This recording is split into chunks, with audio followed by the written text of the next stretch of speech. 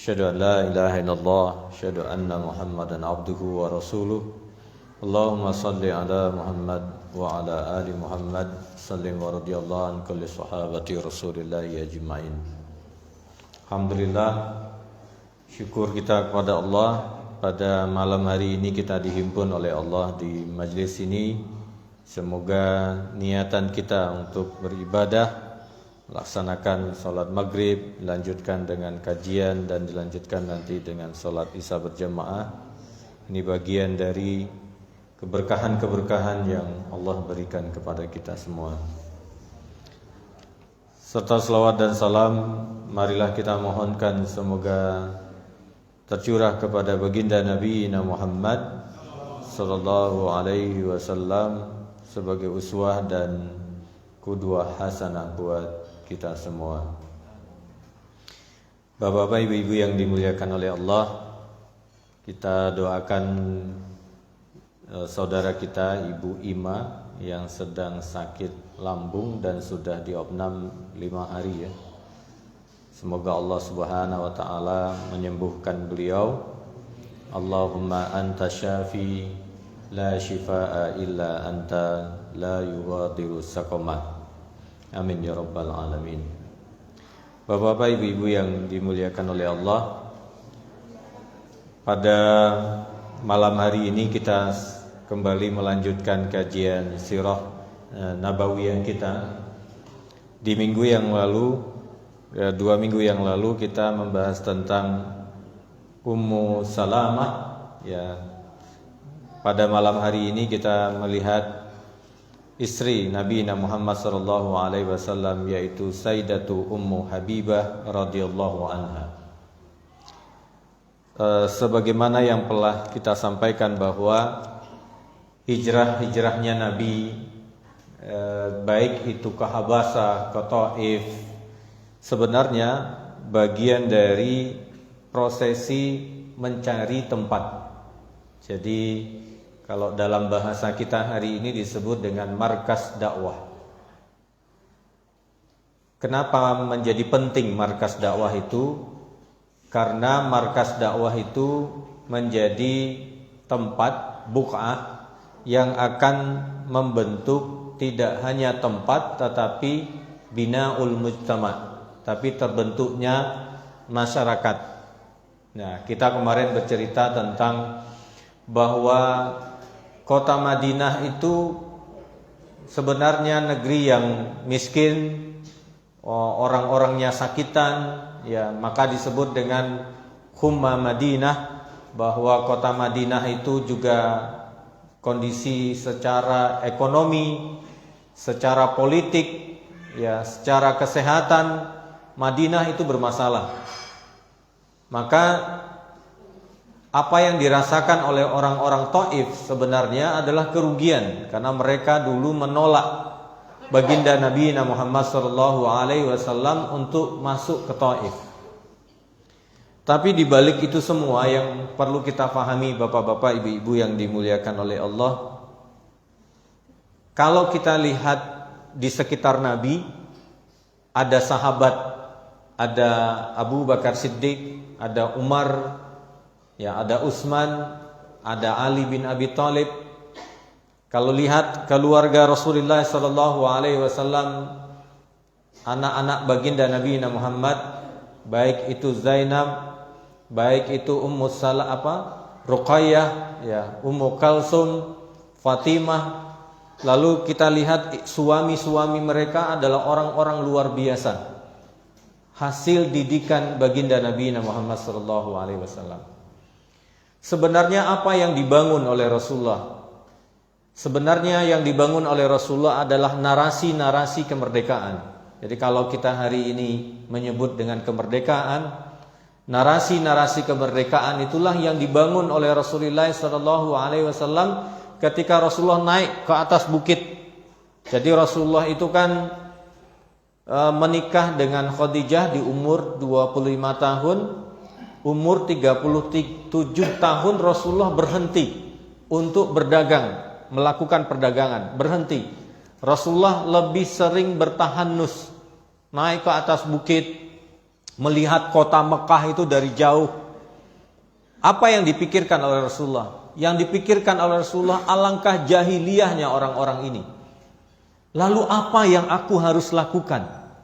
Coba, cara pandang Rasulullah SAW adalah bukan hanya untuk dirinya, tetapi bagaimana apa yang akan dilakukan, bagaimana melakukannya. Itu yang dipikirkan oleh Rasulullah SAW. Jadi narasinya adalah narasi-narasi perjuangan.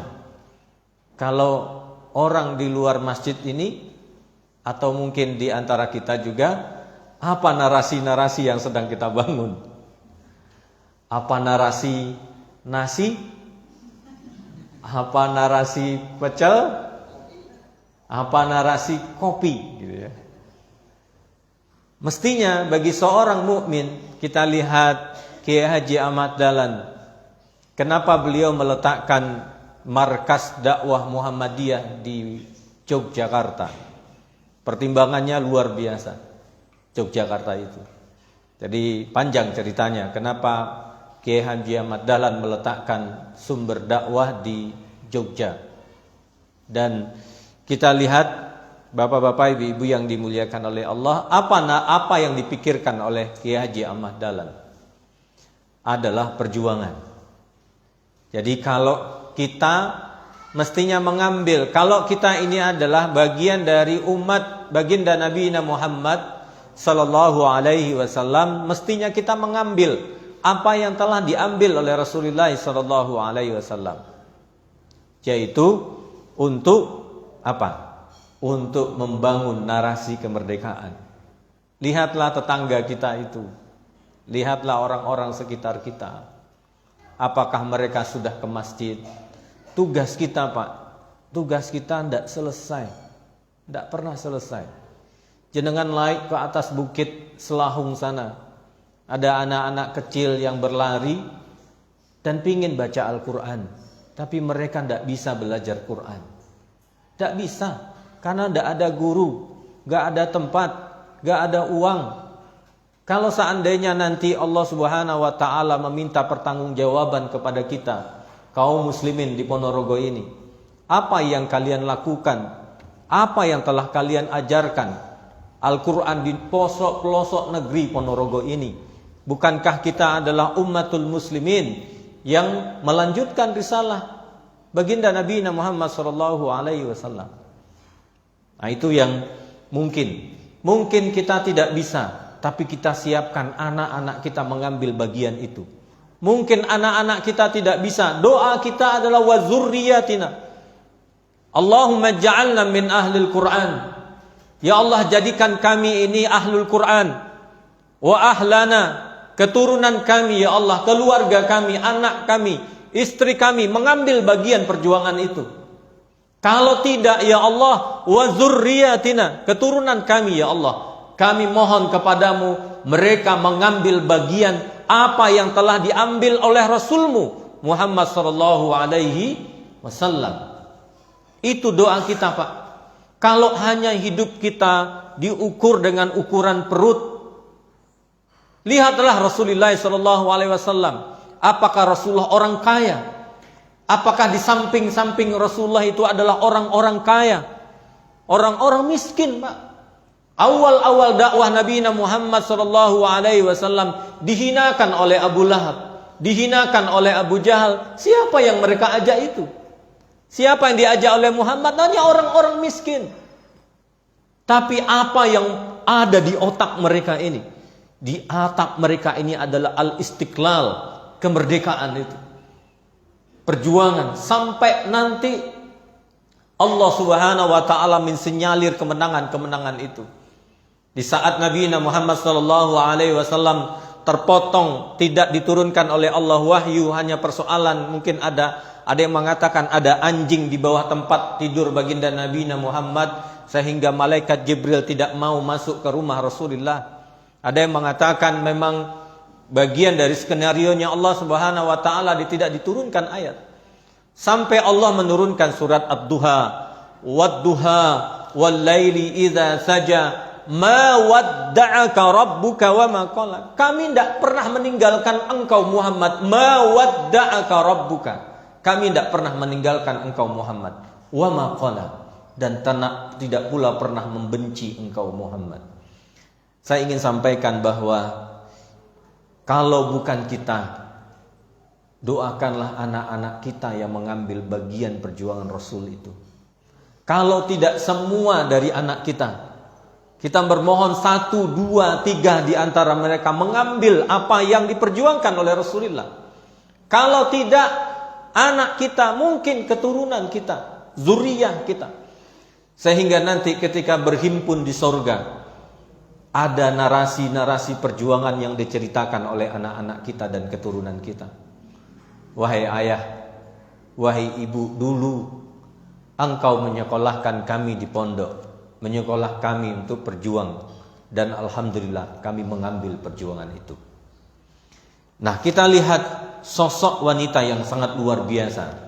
Namanya adalah Sayyidatu Ummu Habibah radhiyallahu anha. Nama aslinya adalah Romlah bintu Abi Sofyan. Jadi anak Abu Sofyan. Jadi anak musuh baginda Nabi Muhammad SAW yang akhirnya nanti masuk Islam. Masuk Islamnya kapan? Ketika Fathul Mekah. Ya, karena semua orang sudah masuk Islam, Rasulullah membawa 100.000 pasukan masuk ke kota Mekah.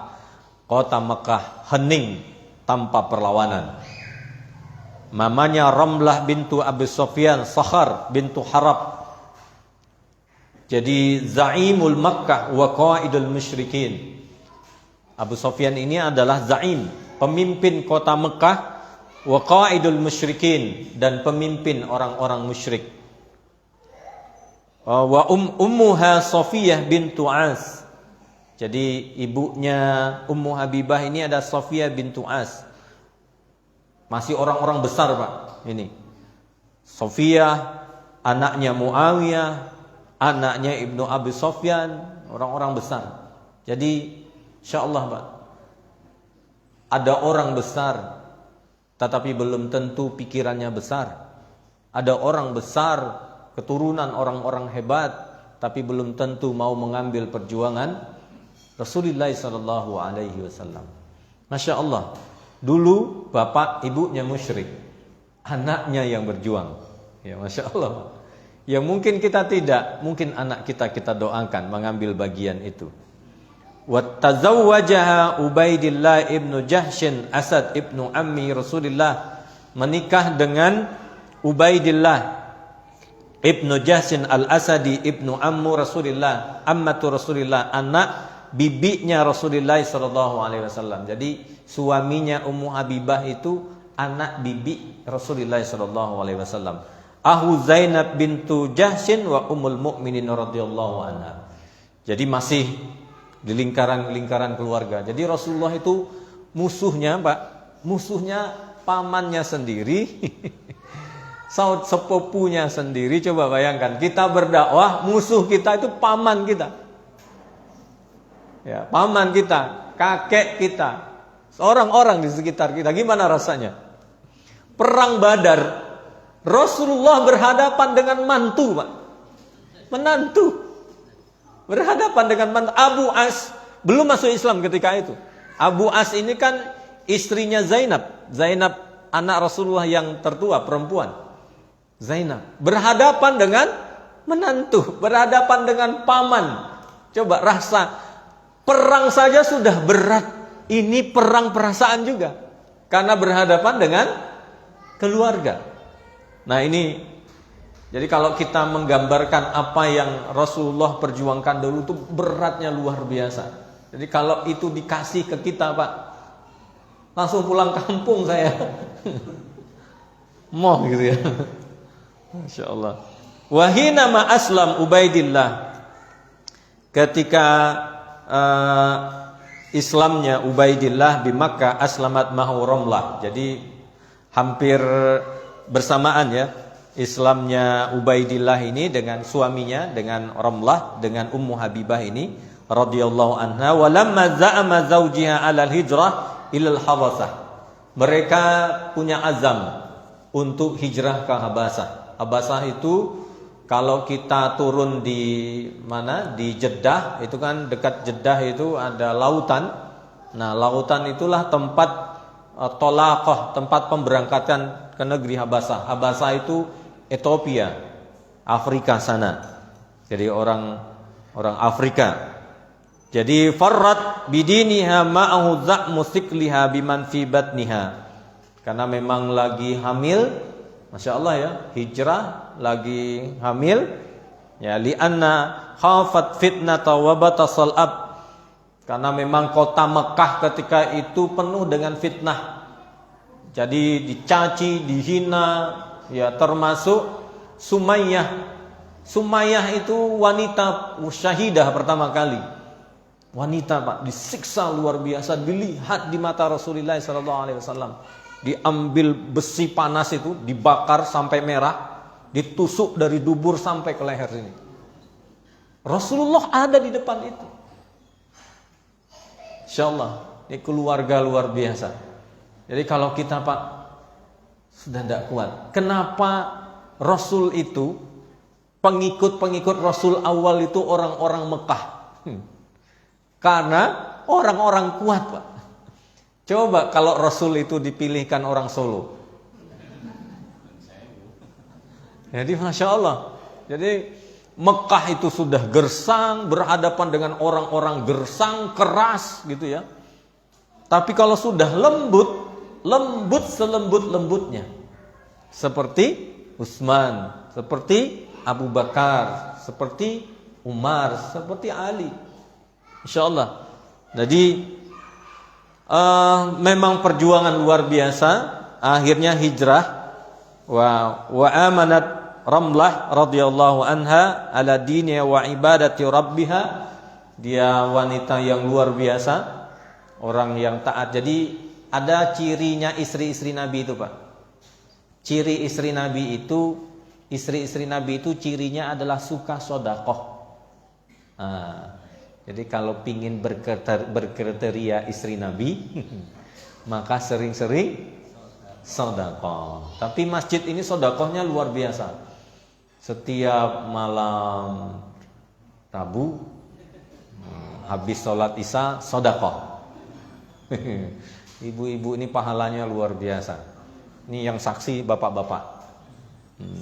Masaknya enak-enak. Enak-enak. Nah, lalu summa wada'at tiflatiha Habibah bintu Ubaidillah allati takannat biha fakanat tanadi Ummu Habibah. Jadi lahir anak Ummu Habibah ini namanya Habibah. Maka Ramlah tadi digelari dengan Ummu Habibah. Jadi Habibah itu anaknya, lalu dipanggil ibunya dengan Ummu Habibah. Itu awal kenapa disebut dengan Ummu Habibah. Nama aslinya Ramlah. Ada beberapa pendapat terkait dengan nama ini. Walakin Ubaidillah irtadda an dinihi alladhi kharaja fi ajli dzalika wa taraka baladihi wa ahlihi wa arahu syarabul hamar. Nah, Masya Allah. Suaminya ikut Pak. Jadi Islam, Ubaidillah masuk Islam. Setelah itu sama-sama hijrah ke Habasah. Tapi apa yang terjadi? Yang terjadi di sana itu karena memang Kristen Kristen Protestan ya banyak di sana, dan orang Habasah ini suka minum-minum. Akhirnya suaminya Ummu Habibah ini murtad Pak. Bayangkan, ada sahabat di kalangan Nabi itu bisa murtad. Jadi kalau ada orang murtad, Masya Allah. Ini di sezaman dengan Rasul Pak. Sezaman dengan Rasul. Suaminya Ummu Habibah ini murtad. Kenapa? Karena suka minum khamar. Ya, suka minum khamar. Karena memang khamar waktu itu biasa di Habasah itu. Biasa di Habasah itu. Ya jenengan datanglah ke Makassar. Kalau jenengan naik kapal dari Selayar ke Makassar, jenengan akan temukan beliau ada di sini, Flores nih. Biasa itu minum itu, Masya Allah. Teman saya bilang, Ustaz, itu loh Ustaz, mahasiswa itu katanya. Masa? Mahasiswa Makassar itu katanya. Bawa minuman berbotol-botol gitu, minum di kapal. Oh, Masya Allah. Saya tanya, kamu mahasiswa semester berapa? Semester 2. Kok minum? Lah minum ini biasa Ustaz. Ayo katanya. Ayo katanya. Ampun ya. Coba bayangkan kalau kita ketemu dengan seperti itu setiap hari, mau minum apa enggak? Wah itu. Akhirnya Ubaidillah ini irtadda an dinihi, murtad dari agamanya dan mati nanti. Ubaidillah ini mati dalam kondisi mabuk. Nauzubillah. Nauzubillah. Makanya kita doanya itu Allahumma htimna min hazi dunya bi husnil khatimah. Nauzubillah. Ini keluarga Rasulullah ini. Habib. Ini keluarga Rasulullah, Habib, Pak. Tapi yo karena lingkungan akhirnya terbawa, minum juga. Wahawala ayyajurra ramlah. Jadi dalam fikih kalau suami murtad maka tidak boleh digauli lagi. Tidak boleh. Maka Ramlah Ummu Habibah mengembalikan maharnya. Ini fikih, Pak. Ya, mengembalikan maharnya sampai menunggu masa iddah selesai. Masa iddah selesai barulah Ramlah ini kalau dalam fikih baru boleh untuk dilamar. Jadi di dalam Islam seperti itu. Kalau suaminya murtad, maka istri mengembalikan maharnya sampai menunggu waktu iddahnya selesai boleh dilamar. Boleh dilamar. Nah, tapi ini zaman dulu, Pak. Jenengan nggak bisa melamar. Zaman dahulu. Nah, jadi kaidah fikihnya begitu. Kalau terjadi perceraian, maka ada orang sekuler itu mengatakan, itu loh Abu As itu nikah sama anaknya Rasulullah Zainab beda agama. Wah, berarti kan dia nggak paham tentang sirah nabawiyah tentang Abu As dengan Zainab. Memang saat sebelum memang mereka menikah, tapi setelah hijrah Abu As di kota Mekah dan Zainab di kota Madinah. Waktu perang Badar, Abu As menjadi lawan Rasulullah SAW dan nanti Abu As tertangkap. Akhirnya diberikan jaminan itu oleh Zainab dengan gelang yang diberikan oleh Khadijah. Tapi tidak digauli karena memang sudah terpisah. Walaupun nanti setelah tertangkap lagi lalu dijaminkan oleh Zainab ketika itu, bukan berarti satu rumah. Setelah itu kembali Abu As ke kota Mekah mengembalikan barang dagangan. Setelah itu baru dia bersyahadat di kota Mekah, baru kembali ke Madinah. Nah, ini orang-orang sekuler mempermainkan cerita ini seolah-olah bahwasanya Zainab menikah beda agama.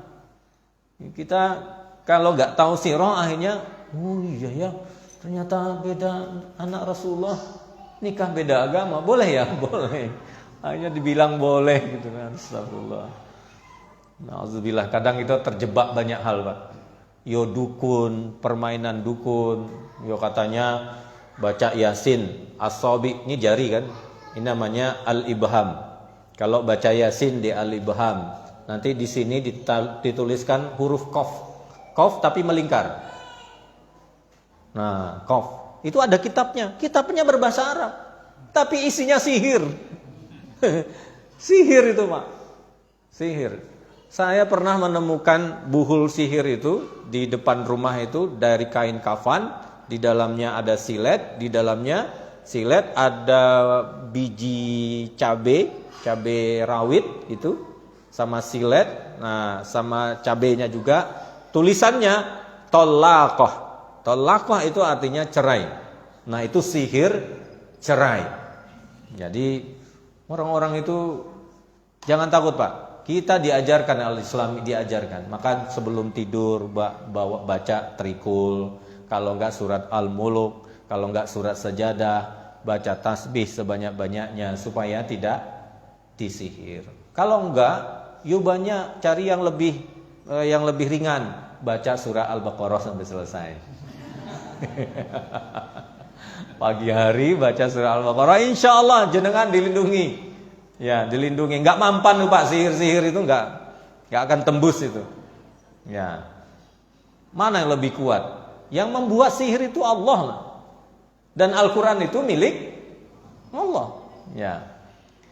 Jadi, fahal tafakkara fi ruju'i ilal Makkah? Apakah Ummu Habibah ketika itu berpikir untuk balik ke kota Mekah? Setelah suaminya murtad, meninggal, punya anak? Enggak Pak. Ummu Habibah itu jadi tukang cuci. Jenengan tahu menyamak kulit. Perempuan menyamak kulit itu pekerjaan ringan atau berat? Berat luar biasa. Itu yang dilakukan oleh Ummu Habibah untuk mempertahankan agamanya. Kalla fama zala Abu Sufyan yu'zin Nabi sallallahu alaihi wasallam wa man ma'ah. Karena memang kota Mekah ketika itu tidak kondusif karena Abu Sufyan selalu menyakiti siapapun yang bersama Rasulullah sallallahu alaihi wasallam.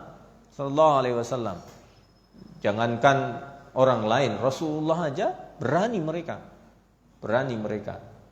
Jadi kalau jadi seorang dai itu memang harus menyiapkan diri, Pak.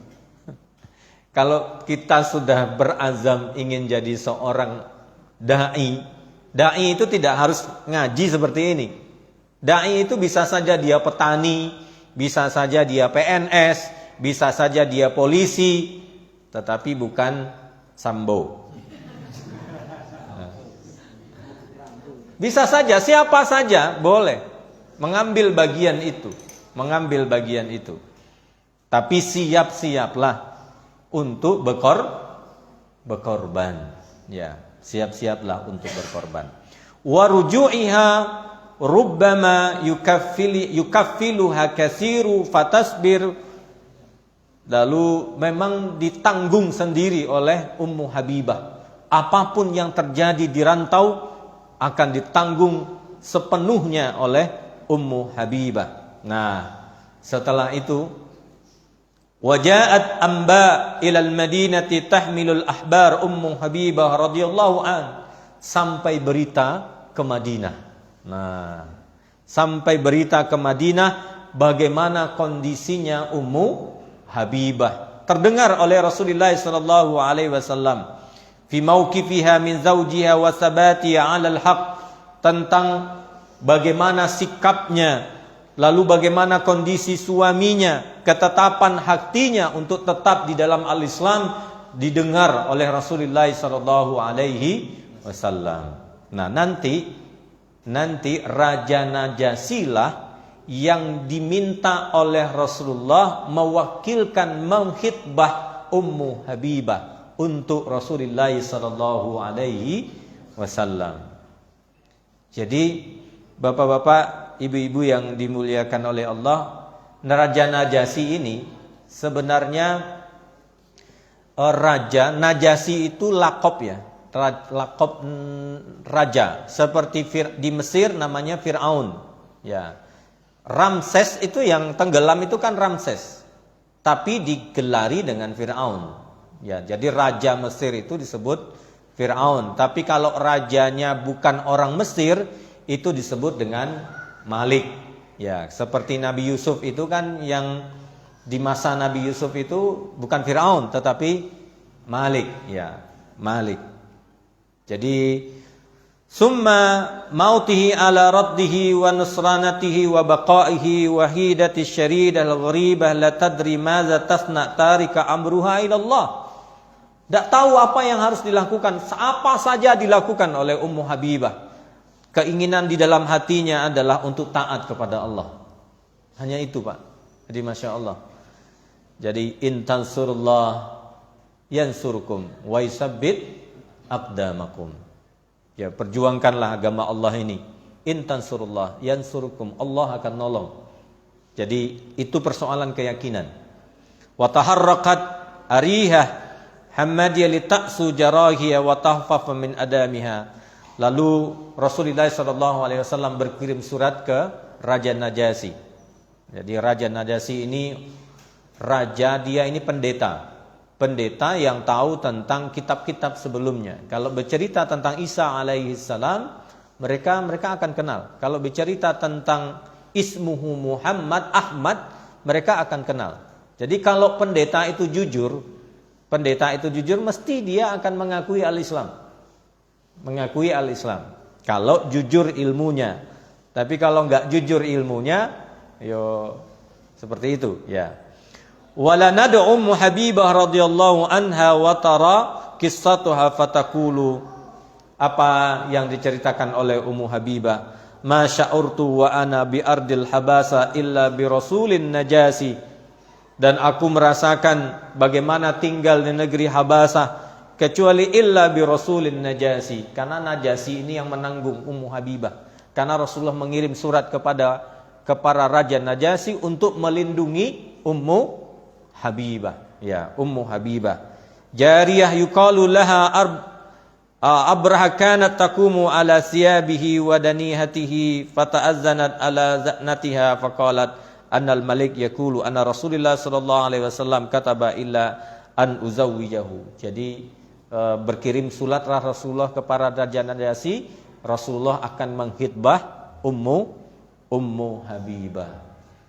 Jadi ada yang berpikir begini, Rasulullah tuh kok dikit-dikit nikah, nikah kok dikit-dikit. Begini Pak, jadi kalau jenengan lihat raja-raja dahulu, itu istri mereka ampun. Coba lihat raja di zaman Nabi Musa alaihissalam, Fir'aun tuh istrinya berapa? 700 orang. Loh kita 32 aja udah ribut gitu ya. Istri Fir'aun itu 700. Jadi sebenarnya Rasulullah Shallallahu Alaihi Wasallam menikah itu dibatasi pada akhirnya oleh Al-Quran. Sebenarnya untuk sudah memperkecil. Ya kalau seandainya tidak sanggup 4, ya 1. Tapi kan orang berpikir bahwasanya Islam itu memperbolehkan perbudakan. Apa contoh perbudakan orang Islam? Itu loh, istrinya 4 katanya. Padahal 4 itu sudah kecil, dan kalau tidak sanggup 4, 1. Kan begitu. Nah jadi kalau kita tidak bisa menjawabnya, bingung Pak. Coba ditanya sama orang kafir sana, ditanya, loh agamamu tuh contohnya siapa? Muhammad. Loh istrinya loh banyak. Kamu gimana? Nah, bingung kan kita jawabnya?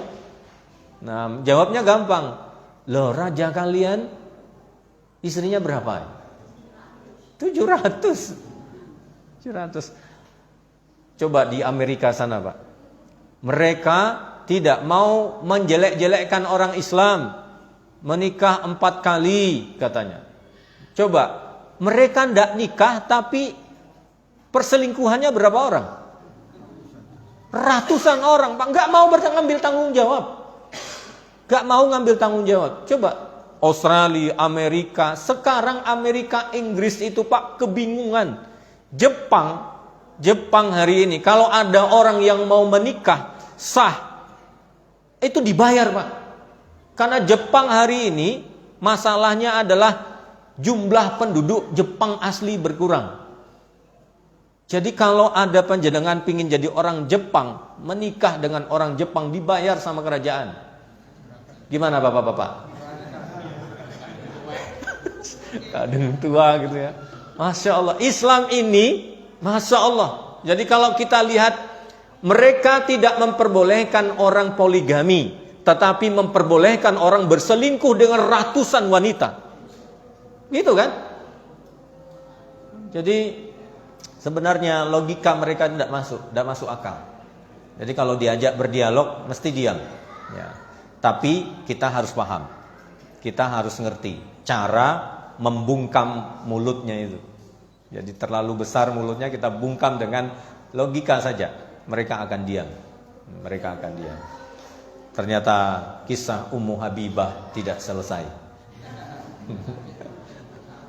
Padahal nanti bagaimana pernikahannya dan sebagainya panjang, masih panjang Pak, sampai halaman terakhir. Enggak, kita lanjutkan. Insyaallah besok minggu depan kita ringkas saja. Setelah itu kita masuk ke bab berikutnya setelah Rasulullah sallallahu alaihi wasallam di kota Madinah. Aku qauli hadza astaghfirullahalazim. Assalamualaikum warahmatullahi wabarakatuh.